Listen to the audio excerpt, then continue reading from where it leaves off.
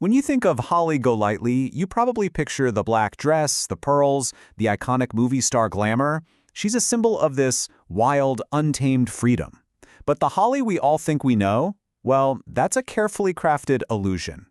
Today, we're going to look past all that and unmask the real woman at the heart of Truman Capote's classic, Breakfast at Tiffany's. So let's just get right to it. The entire story is driven by one single question.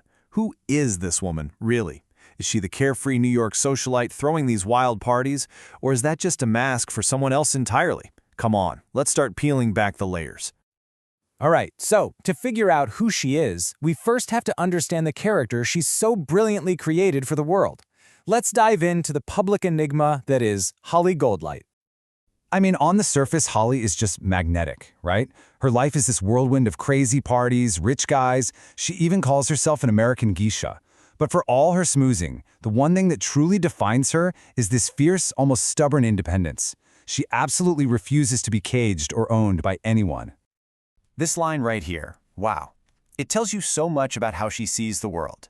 It sounds a little cold, a little transactional, you know? But it also shows you how desperate she is for validation. For Holly, confidence isn't something you just have. It's a currency, something you earn and you owe back. So her personality is one big piece of the puzzle. But really, her entire world is this glamorous facade, and it's all held together by some really powerful symbols. And this might be her most famous line. It gets right to the heart of the title. When she's talking about Tiffany's, the jewelry store, you just know she's not really talking about diamonds. It's something much, much deeper. You see, for her, Tiffany's is everything her own life isn't. It's calm, it's orderly, it's safe. It's not a store. It's a symbol of the home, that feeling of belonging that she is constantly searching for but can never quite seem to grasp. And this whole conflict is perfectly summed up by her pet. She just calls him Cat. Why? Because in her mind, they don't belong to each other. That cat is literally a walking, purring symbol of her fear of commitment, of her need to always be a wild thing. So all of this, the parties, the name, her whole philosophy, it's a shield, it's a wall she's built. Which of course forces us to ask the big question, what is she hiding from? What lies beneath all that sparkle? And this is where it all starts to crack. The story takes a huge turn when a ghost from her past shows up, and he threatens to expose the one truth she has worked so hard to bury. I mean, just look at this. The difference couldn't be more shocking. Holly Golightly is this sophisticated New York invention. But the reality is Lula Mae Barnes, a poor kid from Tulip, Texas, who was a child bride and ran away to escape it all. The truth bomb drops when Doc Golightly, her much older, estranged husband, actually tracks her down.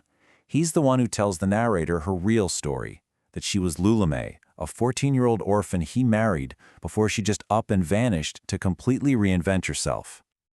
So, once that secret is out in the open, the delicate little world Holly built for herself is shattered. Everything just starts to crumble, piece by piece. And man, does it fall apart fast. First, bam, she's arrested. Turns out she was unknowingly passing messages from mob boss. Then, her picture is all over the papers, which, of course, leads to her rich Brazilian fiancé dumping her immediately. Her entire plan for a stable future, gone. And she is left completely desperate. This is her rock bottom. In a moment of pure panic and desperation, she actually abandons her cat in the pouring rain, screaming that she doesn't know who she is anymore. She's not Holly, she's not Lula Mae, she feels totally lost, just like the poor animal she just tossed out of the cab. Now, you might think after all that drama we'd get a neat, tidy ending. But nope, Capote doesn't give us an easy answer. The story ends, but it ends as an unsolved mystery. Holly just disappears. She flees the country, and the narrator never sees her again. The only thing he ever hears is a rumor, years later, that someone who looked like her was spotted somewhere in Africa, but we never really know what happened to her. But here's the beautiful, kind of heartbreaking twist. Remember the cat, the nameless thing she set free? Well, the narrator learns that the cat was found. It ended up in a warm, comfortable home. The cat found the one thing Holly never could, a place to truly belong. And that's what we're left with. This one big, haunting question. The cat found its home, but what about Holly? Did she ever find her own version of Tiffany's? That one safe place in a crazy world where nothing bad could ever happen? We don't know. We're just left to wonder.